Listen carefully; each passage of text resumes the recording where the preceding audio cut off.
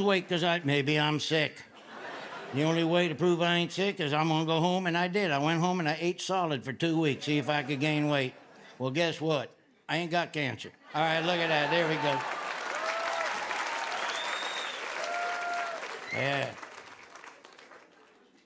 I like my doctor. I got a fat doctor.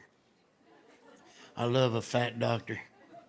It's almost like he's winking at me when he tells me stuff I shouldn't be doing, you know?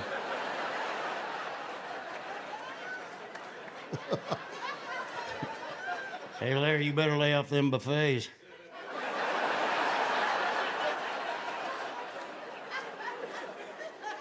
I tell you what, I did kind of stop going to buffets, and I loved buffets, but now I'm kind of germophobic because I was in Las Vegas, and people from 100 different countries going through 9 trays of food with the same utensils. What the hell? I went up there, I got pork chops, mac and cheese, pink eye, and hepatitis when I was up there. It's unbelievable. Yeah. But I'm older now. You get older, you got to start going to the doctor more or something. I'm 62 years old. You believe that? I can't believe it. I can't believe it. I'm one blood test away from a GoFundMe page right now. 62, which is odd because I don't feel 62. I don't look. I can still do the same stuff at 40 I do at 62 now. Yeah, well, just shows you how out of shape I was when I was 40 years old right there, I guess. I was fat when I was 40. But I'm the same age. Here's the thing. When I started feeling good about my age, somebody sent me a note and said, ha, ha, ha, you're the same age as Angela Lansbury in Murder, She Wrote. What a kick in the nads that is right there. My grandma watched that show. That's an old person show. Angela Lansbury, Murder, She Wrote. You ever see Angela Lansbury? You ever see her? Yeah. I'll be honest, she's kind of hot. You know you're getting older when your wife comes down in lingerie and your first thought is, how much did that cost?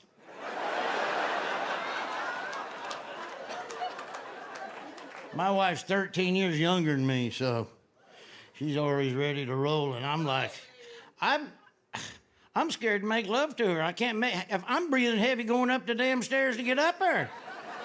I mean, it ain't fun. It's not even fun anymore, you know?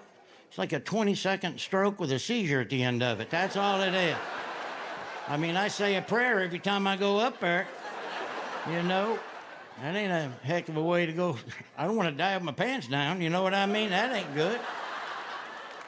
And I can't hide it from my kids, you know? They know what's going on. Come downstairs. Where's Mom?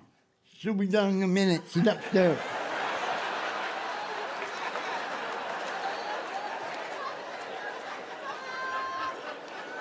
Hang on. It scares me. It scares me to make love to her. Hang on. I can't even, now I gotta hold my breath to cut my toenails. I got 21 seconds. I gotta come back up like a turtle in a pond and get fresh air. Come back down every damn time. Gotta get that in. You know, and it's always the end piece. I can't get the end piece over there. It's like, what the hell? Come, I can't get the end piece on that damn... One time I got stuck and I had to walk like this for 7 days. I gradually started getting better. I looked like a walking evolutionary chart the whole time, just kind of... There you go. That's right. I can't laugh without coughing no more. I got no lung capacity. I'm always like,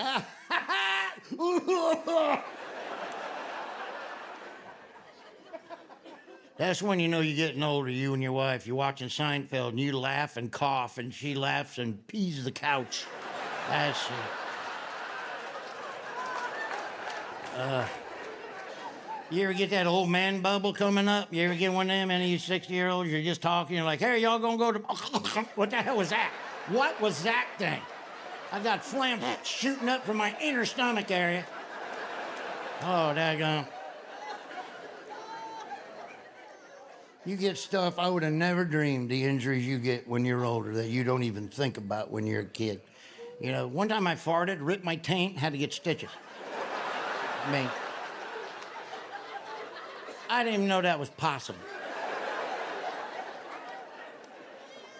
I can't sleep at night. I got insomnia. That ain't good. I read a book, though. Somebody said if you read a book, it'll make you tired. You go to sleep. You ever done that? Yeah. I got a book like 500 pages. I tried it. I've had that book 4 months. I'm on page 3.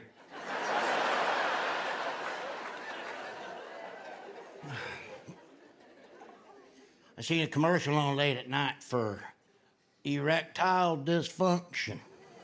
And it was the dumbest commercial I ever seen. It was people sitting on the beach watching the sun go down. Wouldn't they be watching the sun go up? Why would it be going down? And it's not a dysfunction, it's just not functioning. I'll tell you what a dysfunction would be. This would be a dysfunction. You're sleeping in bed, 3 o'clock in the morning. All of a sudden, your wiener sneaks out of bed, goes down to the pantry and eats all the Funyuns. All right, that's a dysfunction right there. That's...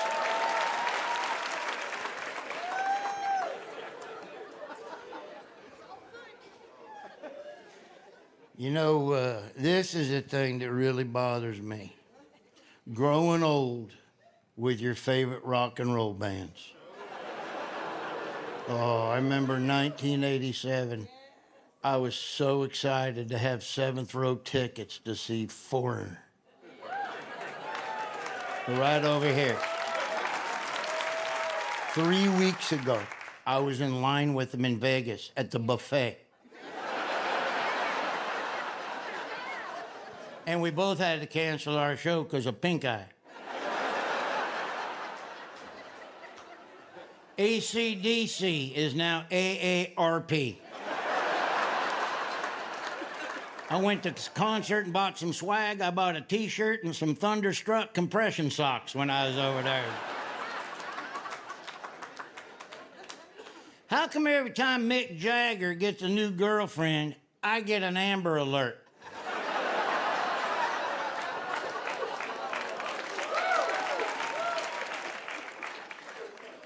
I like the story behind the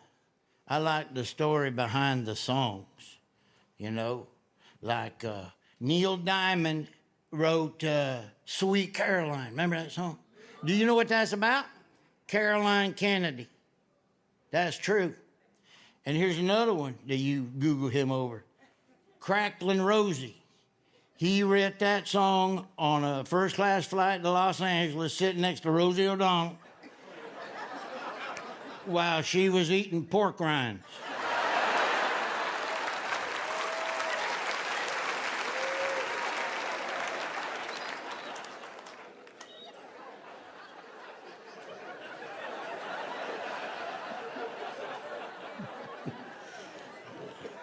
So I gotta tell you this little story. So I'm driving down the road a while back, and there was a kid out in front of the subway jumping up and down in a pickle suit. And I was like, look at this loser. You've made a lot of bad decisions in your life if you're in a pickle suit jumping up and down in front of a subway trying to get people to buy sandwiches. And then I started thinking, his poor parents. His poor parents had hopes and dreams for this kid. He's in a pickle suit in front of Subway. That's devastating. And then I started thinking, what if that was my kid? I wouldn't be too happy about it. I definitely wouldn't want people making fun of him. That's my kid. I love him. You know? Then I felt bad for making fun of him. Because I'll tell you what, at least he's working. Right? At least he ain't wasting his life in a basement somewhere. You know what I'm saying? Yeah. God bless him. I'm a complete douchebag for making fun of this kid. Because he's working. This is the kind of kid that's going, I don't care what I got to do. but I got to make some money. And if it involves me getting in a pickle suit and jumping up and down, getting people to buy sandwiches, and by gosh, I'm going to do it because it could lead to something else. It'll save me some money, get me a nice apartment. Now I'm like really feeling it. I love this kid. I'm the biggest cheerleader of this kid. Seriously, that's awesome. He's in the thing. So I go into the store. This is true story. I said, hey, I'm buying a dozen sandwiches from you. Because that kid out there, his work ethic, out there in that hot sun, this pickle suit. Turns out, he don't even work there. He's just a nut job that likes pickles.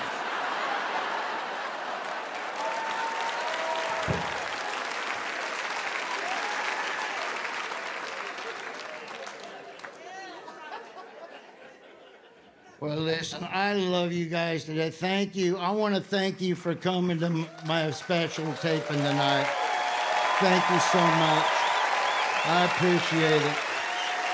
And you guys have been so awesome to me throughout the years, so I do appreciate it. And normally I would go and say hi and shake hands and thank you personally, but I got COVID, so I can't go out there. But then, get her done! Thank you.